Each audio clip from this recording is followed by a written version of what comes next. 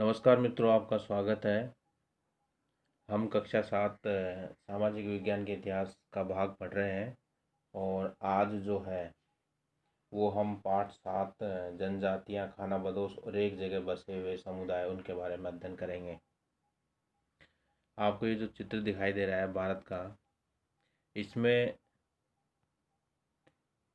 उस समय का बांग्लादेश और पाकिस्तान वाला क्षेत्र और इसके अलावा ये जो म्यांमार के आसपास का क्षेत्र है जो पहले भारत में शामिल था, उसमें वो भी दिखाई दे रहा है।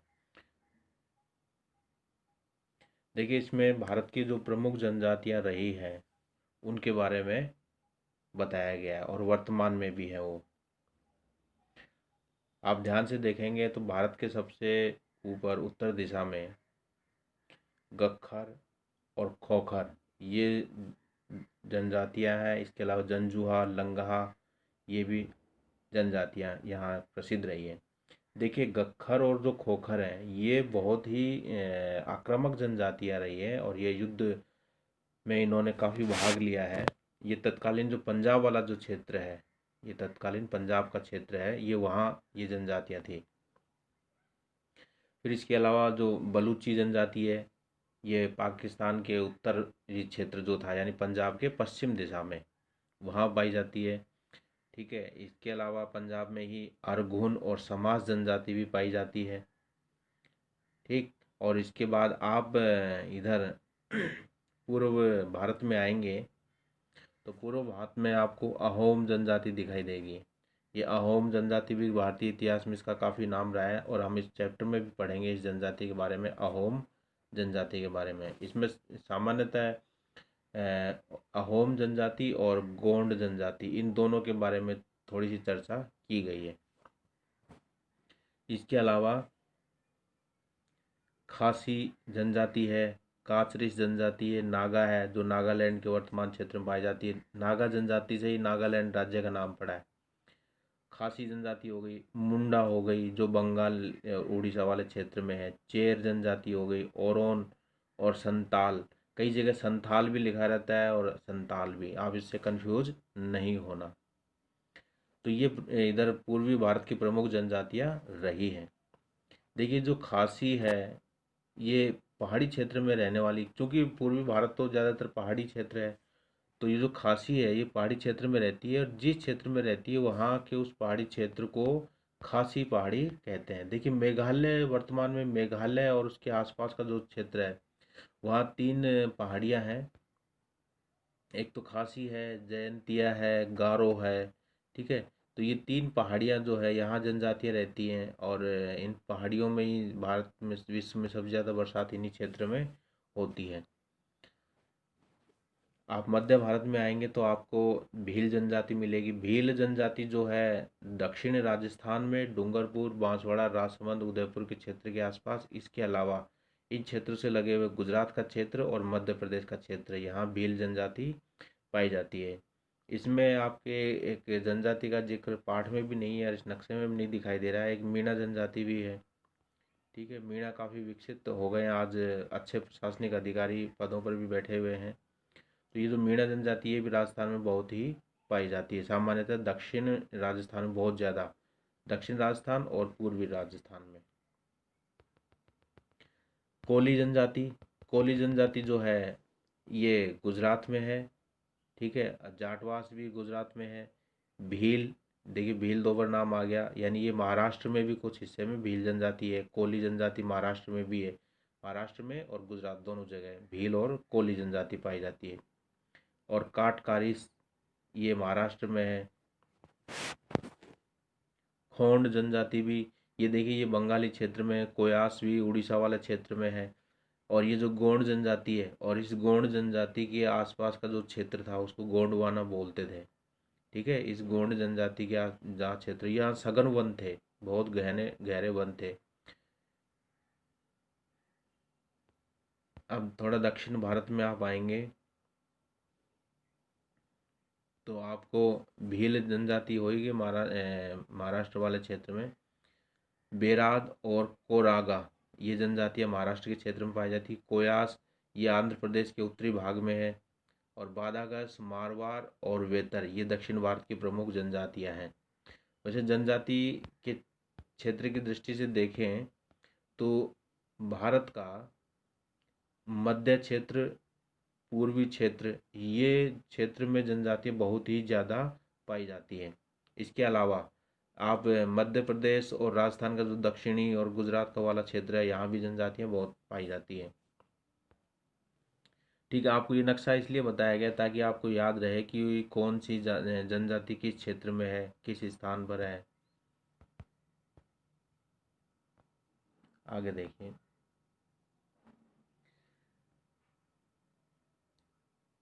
कुछ शक्तिशाली जनजातियों का बड़े इलाकों पर नियंत्रण था। पंजाब में 13वीं-14वीं शताब्दी में खोखर प्रभावशाली थे। खोखर के बारे में हमने पढ़ा था, पंजाबी क्षेत्र। खोखर और गक्खर प्रभावशाली थे। खोखर बाद में गक्खर हो गए, यानी गोखर सबसे ज़्यादा प्रभावशाली थे। बाद में इनकी शक्ति क्षीण होने लगी और इनकी जो स्थान है वो गक्खर जनजाति ने ग्रहण कर लिया। गक्खर भी काफ़ी शक्तिशाली रहे। कमाल खां गक्खर को, ध्यान दीजिएगा, एग्जाम में क्वेश्चन बन सकता है। कमाल खां गक्खर को अकबर ने अपना मनसबदार बनाया। कमाल खां गक्खर को अकबर ने अपना मनसबदार बनाया। हमने पढ़ा था कि जो मुगल शासक थे वो क्या करते थे कि अपने यहाँ मनसबदार बनाते थे, और मनसब बनाते थे जो ज़्यादा शक्तिशाली सेनापति वगैरह रहता था या किसी रियासत का राजा था, उसको यहाँ अपने मनसब प्रदान किया जाता था। 1000 का, 2000 का, 5000 का, इस प्रकार से बढ़ता जाता था। जो जितना ज़्यादा शक्तिशाली वो उतना ही प्रभावी मनसबदार। आगे देखिए, मुल्तान व सिंध को मुगलों द्वारा अधीन करने से पूर्व, मुल्तान व सिंध को मुगलों द्वारा अधीन करने से पूर्व यहाँ लंगहा और अरगुन का प्रभुत्व था। यानी लंगहा और अरगुन जनजाति यहाँ प्रमुख रूप से राज करती थी, मुल्तान और सिंध में। ठीक है, पश्चिम में छोटे छोटे कुलों में बटी हुई बलोच जनजाति थी। यानी जहाँ गक्खर और गोखर थे उसके बिल्कुल पश्चिम में बलोच जनजाति छोटे छोटे कुलों में बटी हुई थी। हिमालय के पश्चिम में गड्डी, कई जगह ये गद्दी भी लिखा रहता है, गड्डी की जगह बहुत सी जगह आपको गद्दी भी लिखा हुआ मिलेगा। ठीक है, और पूर्व में अर्थात हिमालय के पूर्व में नागा, अहोम, खासी जनजातियां थी। बिहार झारखंड में चेर को 1591 में अकबर के सेनापति, बिहार झारखंड में चेर को जो बिहार के दक्षिण में को 1591 में अकबर के सेनापति मानसिंह ने परास्त कर लूट लिया था। देखिए, मानसिंह जो थे जयपुर रियासत के राजा थे, इनको अकबर ने अपना सेनापति बनाया और इनको कई सूबों का सूबेदार भी बनाया, और इन्होंने अकबर की तरफ से बहुत काफ़ी बड़े युद्ध लड़े और जीते भी थे। अकबर को काफ़ी प्रभावशाली बनाने में मानसिंह का भी हाथ रहा है। तो इन्होंने इन चेरों को लूटा।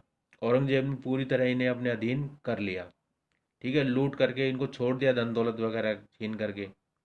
और औरंगजेब ने क्या किया, इनको बाद में पूरी तरह अपने अधीन कर लिया और अपना ही अधीनस्थ शासक को यहाँ बिठाया। उड़ीसा बंगाल में मुंडा व संथाल, उड़ीसा और बंगाल में मुंडा और संथाल। देखिए, एग्जाम की दृष्टि से आपसे ये पूछ सकते हैं क्या कि कौन सी जनजाति किस क्षेत्र में पाई जाती है। मुंडा और संथाल उड़ीसा और बंगाल में। ठीक है, नागा, अहोम पूर्वी हिमालय क्षेत्र में। ठीक है, आसाम है, मणिपुर, मेघालय, नागालैंड वाले क्षेत्र में। ठीक है, खासी भी जनजाति उधर पाई जाती है। भील और मीणे क्या कहाँ पाए जाते हैं, भील और मीणा जनजाति ये है गुजरात, मध्य प्रदेश वाले स्थान में। महाराष्ट्र कर्नाटक में कोली जनजाति, महाराष्ट्र कर्नाटक में कोली जनजाति तथा दक्षिण भारत में किरागा, वेतर और मारवाड़ जनजातियां पाई जाती थी। भील पश्चिमी व मध्य भारत में फैले हुए थे, पश्चिमी व मध्य भारत में फैले हुए थे। पश्चिमी यानी गुजरात राजस्थान का क्षेत्र और मध्य प्रदेश वाला क्षेत्र। छत्तीसगढ़, मध्य प्रदेश और महाराष्ट्र में गोंड जनजाति फैली हुई है। छत्तीसगढ़, मध्य प्रदेश और महाराष्ट्र, ध्यान दीजिएगा, छत्तीसगढ़, मध्य प्रदेश और महाराष्ट्र का जो क्षेत्र है वहाँ गोंड जनजाति फैली हुई है, यानी भारत के मध्य में, जिसको गोंडवाना प्रदेश भी बोलते हैं। बंजारा व्यापारी खानाबदोश थे, उनका कारवा टांडा कहलाता था। यानी जो बंजारा जनजाति थी वो क्या करती थी, वो व्यापार भी करती थी। बंजारा जनजाति वो एक स्थान से दूसरे स्थान पर जाती थी और अपने साथ अनाज वगैरह लेकर के ये निकलते थे। बहुत बड़ा समूह होता था, हजारों की संख्या में। और इनके जो कारवां चलता था उस कारवां को बोलते थे ये टांडा। उस कारवां को क्या बोलते थे, टांडा। तो ये जो बंजारा जनजाति है, इससे अलाउद्दीन खिलजी ने इनका इस्तेमाल नगर के बाजारों तक अनाज पहुंचाने में किया था। किसने, अलाउद्दीन खिलजी ने। क्वेश्चन बन सकता है कि अलाउद्दीन खिलजी ने किस जनजाति का उपयोग नगरों में अनाज पहुंचाने के लिए किया, बंजारा जनजाति। तो बंजारा जनजाति अपने पशुओं के ऊपर या उन बैलगाड़ियों पर, ऊँटों पर, उन पर घोड़ों पर अनाज वगैरह ढोकर के एक स्थान से दूसरे स्थान पर बेचने के लिए जाती थी। सामान्यतः जनजातियों का काम क्या होता था कि जो जंगल है, जंगल में मिलने वाली आवश्यकता की वस्तुओं से ही अपना जीवन यापन करना है। ठीक है। और कुछ जनजातियां जो थी वो कुछ राज कार्य भी करती थी अपने क्षेत्र में, अपनी जनजाति के ऊपर। और जो जैसे कुछ व्यापारी जनजातियां भी होगी, जैसे बंजारा, आपको उदाहरण अभी पढ़ा हमने, ये व्यापारी जनजाति थी, एक स्थान पर रुकते नहीं थे ये।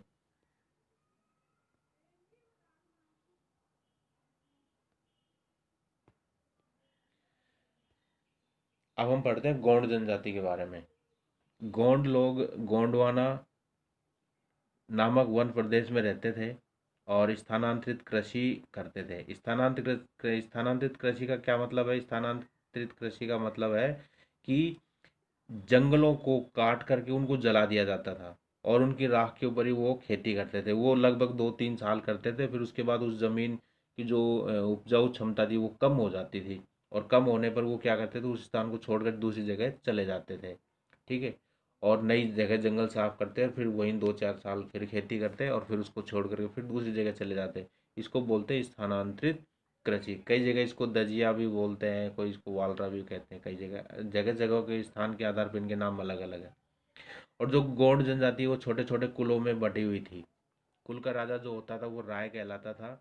यानी गोंड जनजाति में छोटे छोटे कुल बने हुए थे, छोटे छोटे राज्य थे। अकबर के समय अकबरनामे में गढ़ कटंगा के गोंड राज्य में 70,000 गांव थे। यानी अकबरनामा में लिखा हुआ है, अबुल फजल ने अकबरनामा जो लिखी थी उसमें लिखा हुआ है कि एक गोंड राज्य था गढ़ कटंगा। ठीक है। और गढ़ कटंगा में 70,000 गांव आते थे।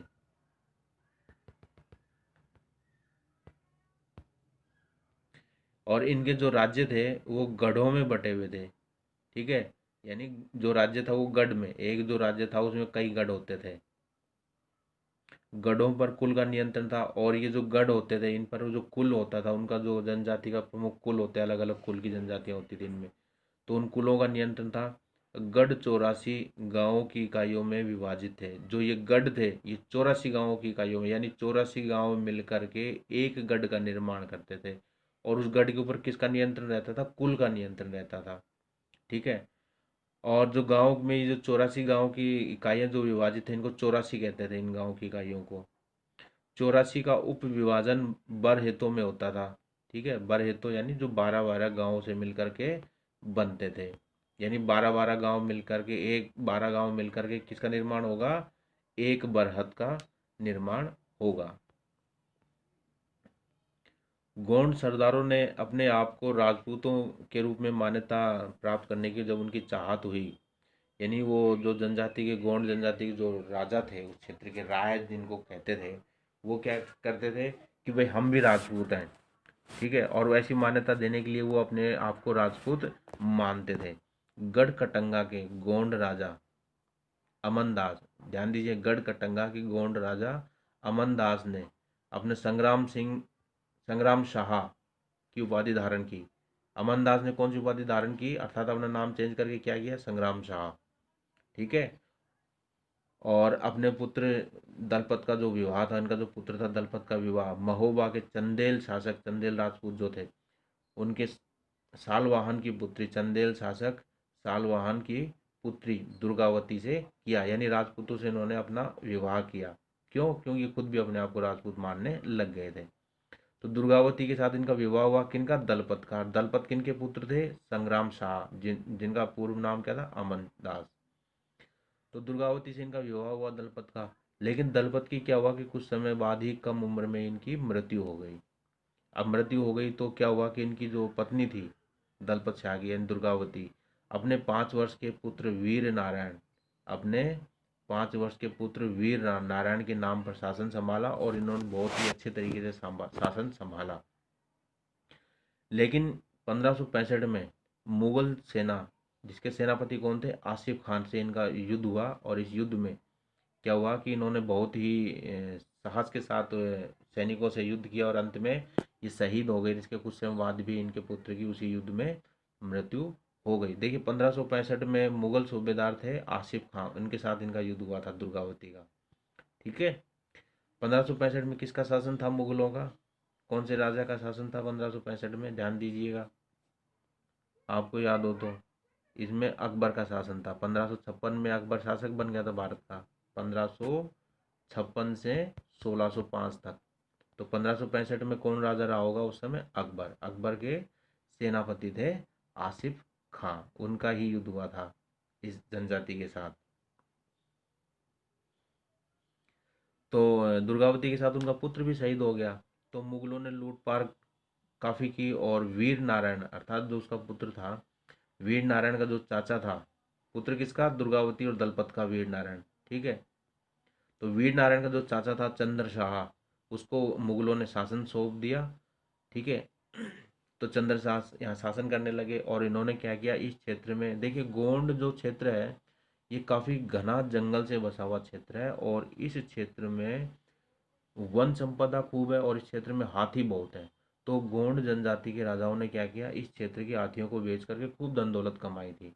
ठीक है, मुगलों ने जब ये लूट लिया तो और उसके जो चंद्र शाह जब शासक बने, ठीक है, जो चंद्र शाह तो एक कमज़ोर राज्य के शासक बने, बाद में धीरे धीरे बुंदेल भी, इन्होंने भी इस जनजाति के क्षेत्र पर आक्रमण किया, मराठों ने भी काफ़ी आक्रमण किया और हर बार ये जो जनजाति थी ये बुंदेलों से भी हार गई और मराठों से भी हार गई। इस प्रकार से इस जनजाति का जो प्रभुत्व है काफ़ी कमज़ोर हो गया। अगली जनजाति है अहोम। अहोम जनजाति ये 13वीं सदी में म्यांमार से आकर ब्रह्मपुत्र घाटी में बस गए थे। भारत का नक्शा देखेंगे तो म्यांमार जो है उस क्षेत्र से आकर के ब्रह्मपुत्र घाटी, जो ब्रह्मपुत्र चाइना से होती हुई बहती है, तो ब्रह्मपुत्र घाटी में आकर बस गए थे। कौन? अहोम जनजाति के लोग। और वहाँ आसपास के छोटे मोटे जनजाति के लोगों को हरा करके वहाँ बड़ा शक्तिशाली राज्य स्थापित किया और 16वीं सदी में चूटियों 1523 में, ठीक, और कोच हाजो ये जनजाति है, चूटिया और कोच हाजो। ठीक है, चूटियाओं को 1523 में और कोच हाजो को 1581 में अपने राज्य में मिला लिया। 1530 के दशक में आग्नेय अस्त्रों का प्रयोग किया। देखिए भारत में बाबर ने पहले बारूद वगैरह का प्रयोग किया था और इन्होंने भी उसी दशक में ही आग्नेय अस्त्रों का प्रयोग कर लिया और 1660 तक उच्च स्तरीय तोपों का आविष्कार कर लिया। तो तोप और गोले वगैरह थे इनके, काफ़ी विकसित तोप और गोले थे। 1662 में 1662 में मीर जुमला से ये हार गए। मीर जुमला कौन था? ये मुगल सेनापति था। ठीक है, और मीर जुमला से इनका युद्ध हुआ था 1662 में। 1662 में किसका शासन था? औरंगजेब का था। ठीक है, मीर जुमला से ये हार गए थे गोंड, अहोम, माफ कीजिए, अहोम। अहोम राज्य में बेगार बेगार जो प्रथा होती है यानी जबरन काम लेते हैं। क्या करते थे जब राज्य का जो भी भवन व महल वगैरह बनता था तो क्या करते थे कि वहाँ रियासत के लोगों से ज़बरदस्ती काम लिया जाता था, उनको कोई पैसा नहीं दिया जाता था, एक प्रकार से ये कर था। तो ये जो बेगार में जो काम करने वाले जो मजदूर होते थे उनको बोलते थे पाइक। उन मजदूरों को क्या कहते थे? पाइक।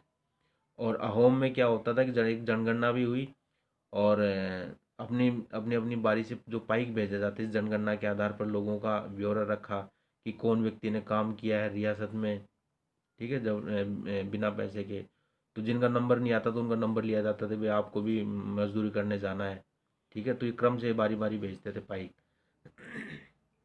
सघन। और इसके अलावा जब जनगणना हुई तो किसी जगह बहुत ज़्यादा गहरी घनी आबादी बसी हुई थी किसी में, और किसी जगह बहुत ही छितरी हुई आबादी थी। तो क्या किया, जो घनी आबादी को कम गहरी आबादी में ट्रांसफ़र कर दिया, यहाँ के लोगों को इस स्थान पर स्थानांतरित कर दिया। जब इस जगह की स्थानांतरित किए, ये तो प्रभावशाली थे अधिक आबादी की वजह से भी, ठीक है, तो ये इधर शिफ्ट हुए, तो क्या हुआ, इनकी शक्ति कमज़ोर हो गई। ऐसे ही ये अहोम जनजाति धीरे धीरे कमज़ोर होती चली गई। कुलों को खेल कहा जाता था, और जो इनके जनजाति के जो कुल होते थे कुलों को खेल कहते थे। शिव सिंह एक राजा रहे हैं, शिव सिंह, 1714 से 1744 के काल में। इन शिव सिंह के समय इस वहाँ का जो धर्म है वो प्रमुख हिंदू धर्म वहाँ का जो धर्म है वो हिंदू धर्म बन गया था। और इसके अलावा उन्होंने संस्कृत कृतियों का स्थानीय भाषा में भी अनुवाद किया था, ठीक है। और इन्होंने बुरंजी नामक कृतियों का पहले अहोम भाषा में और फिर असमिया भाषा में इनको लिखा गया, बुरंजी नामक कृतियों को।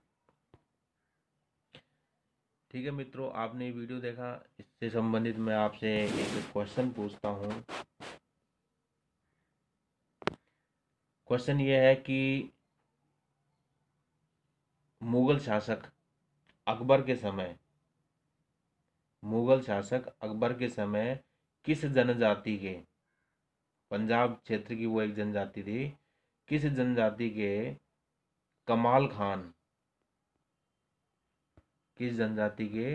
कमाल खान को अपना मनसबदार बनाया। ठीक है, मनसबदार, कमाल खां एक जनजाति से संबंधित थे और इनको अकबर ने अपना मनसबदार बनाया था, कमाल खान को। ठीक, कमाल खान किस जनजाति के थे? आपको कमेंट्स बॉक्स में इसका उत्तर लिख करके बताना है। धन्यवाद मित्रों।